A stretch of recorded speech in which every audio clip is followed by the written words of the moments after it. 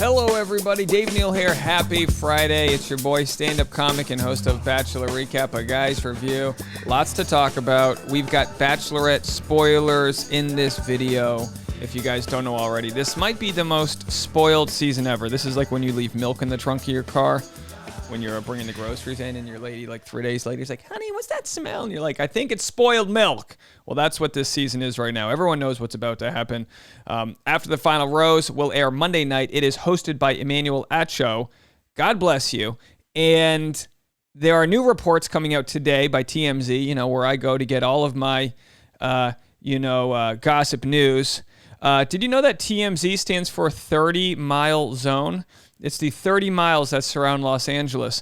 The more you know. You cut the crap. All right, so here we are, folks. I could be wrong. I think that's right. The 30-mile zone. Well, New Mexico is about 7 hours east of the 30-mile zone.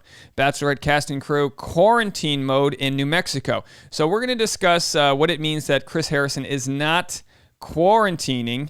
Well, he is from Texas. Maybe he's just an anti-masker. Nah, I don't know. I think it looks like he might not be joining this season of The Bachelorette. As we know, per the spoilers, that we've got 2 Bachelorettes this year. A lot of people have wondered what the content schedule is going to look like for that. We have Katie Thurston is our next Bachelorette.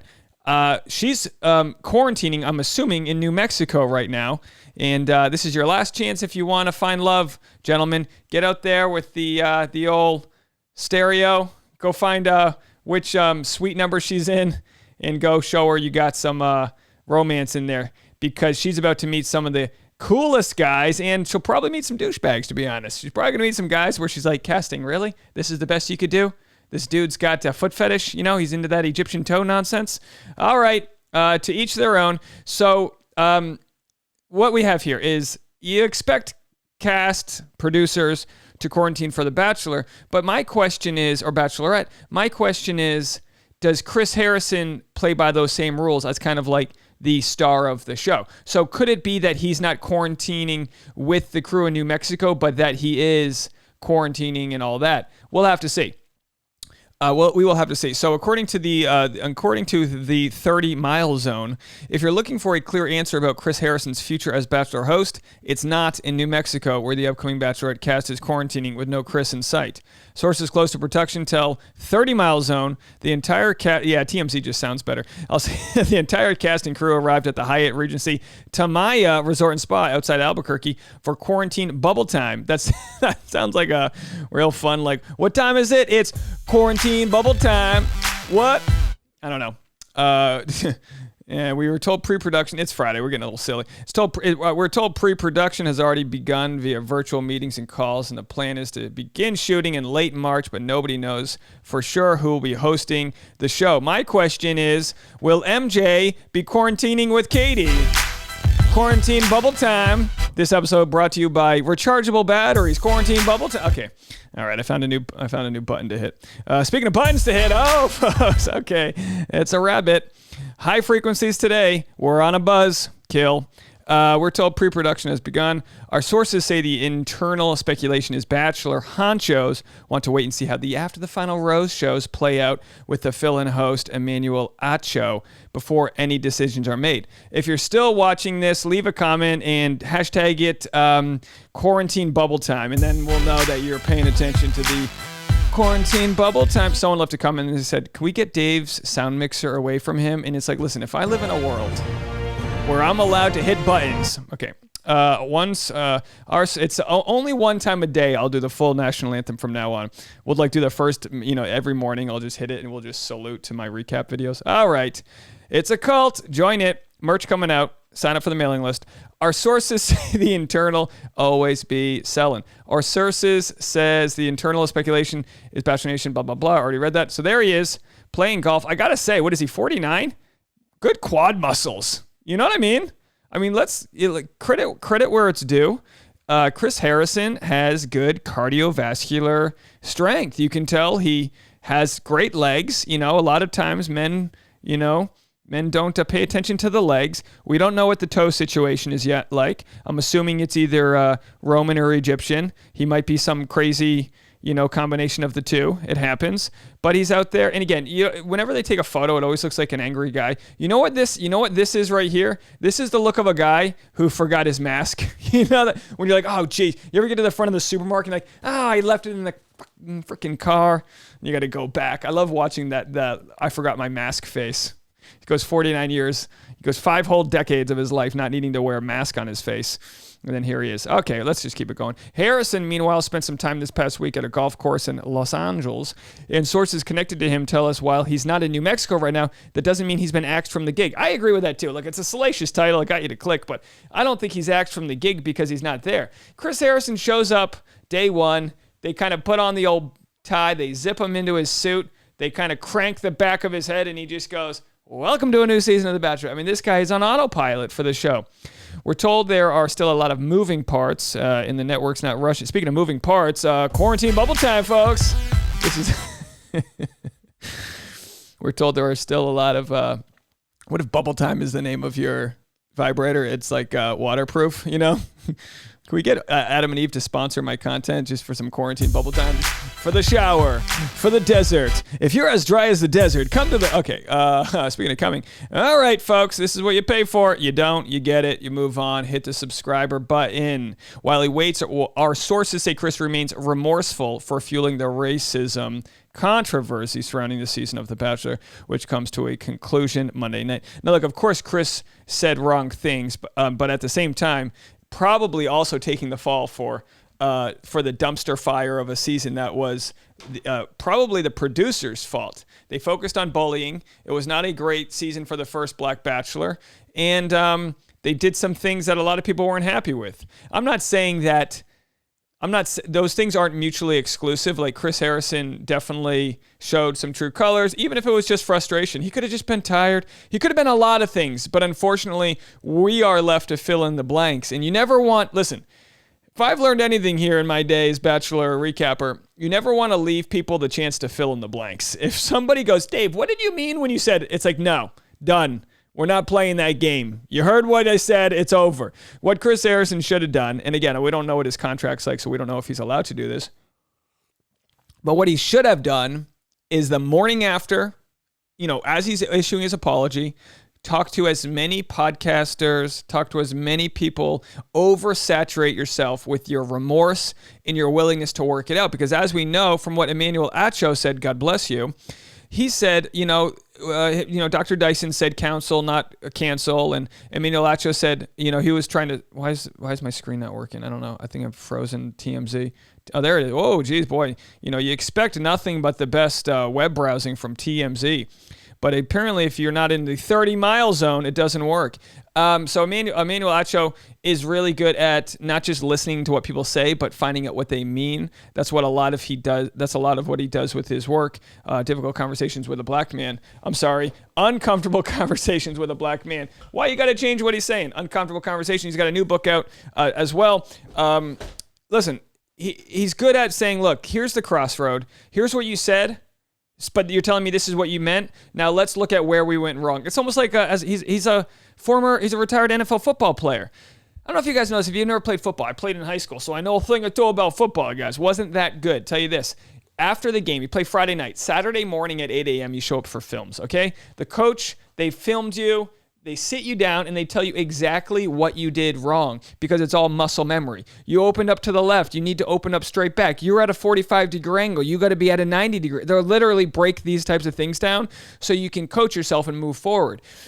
It seems like Emmanuel Acho has that sort of ability to talk to people where he's going, look, and again, I'm not here to speak for him, but when it comes to critical thinking and understanding what people mean, not just what they say, words have power. What you say matters, but what you mean is just as important. That's like if you commit murder based on passion, that's a different sentencing than if you have premeditated murder. Do you know what I mean? If you're like, I'm going to go over there and do X, Y, and Z, that's different than a bar fight where you punch some guy and he breaks his neck on the curb. They're different things. So for Chris Harrison, it's like, what's the intention behind what you were saying? Were you... And again, I think Chris Harrison, I think the best thing he should have done, which won't happen, is he should have said, and again, this is a spoiler episode, he should have said, in hindsight, he should have said, all I was trying to do, I was wrong, but I was trying to protect the winner of the show. I was trying to protect Rachel Kirkconnell, who wins the show. I was trying to protect her. Again, this is a spoiler. Don't get your panties in a twist, okay? This is quarantine bubble time, okay? He should have said, I was trying to protect the winner because she's in love with Matt James and they're working things out and they are going to address this situation head on. But because The Bachelor tried to tease that and wait, you're going to have to see what happens. Who are you? Who am I? I just feel like Shakira. Because of all that, wow. We're left to fill in the blanks. And again, like I said, PR crisis people, they need to learn that we're not living in the 90s where you can just brush over things and wait till you want to get out a statement. Look, if the forest fire's happening now, you need to show up with those helicopters that dump that red stuff that puts the fire out. What's that stuff? They just dump that. You know what I mean? You need to be siphoning. When there's a forest fire in Los Angeles in the forest out here, which happens every year, what they do is they literally bring these helicopters with giant, those giant straws, and they just go to different pools in the area and suck up all their water, and they throw it onto the fire by any means necessary. So Chris Harrison should be pursuing an apology the way someone with their head on fire pursues a pool of water. Get out there and apologize. Get out there and talk until your voice is gone. You know what I mean? Anyway, so Emmanuel Acho, and again, I mean, look, I know people say, no, now's his time to be quiet. I mean, maybe, but if you're, speaking on behalf of him, if he's fighting for his job and thinks he's been mischaracterized by his true intentions, apologize, but explain yourself. Here's where it gets fascinating. Katie Thurston, our favorite, hashtag Thurston for Thurston, the woman, the queen of Bachelor Nation, the quarantine bubble time herself, Mrs. MJ, said this last night. I stand with other alumni who have expressed that learning and growth require time. I hope that Chris Harrison continues to take more time to step away while sincerely educating himself and dedicating himself to the work. We can all grow and do better with time, and I hope he does.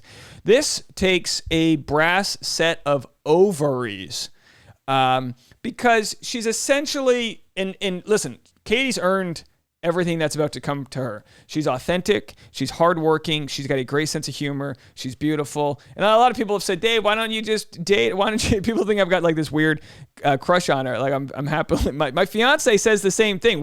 My fiance and I both agree. We love Katie. We're going to love her for the successes, the mistakes. She's unapologetic. She's progressive. We stand with you, Katie.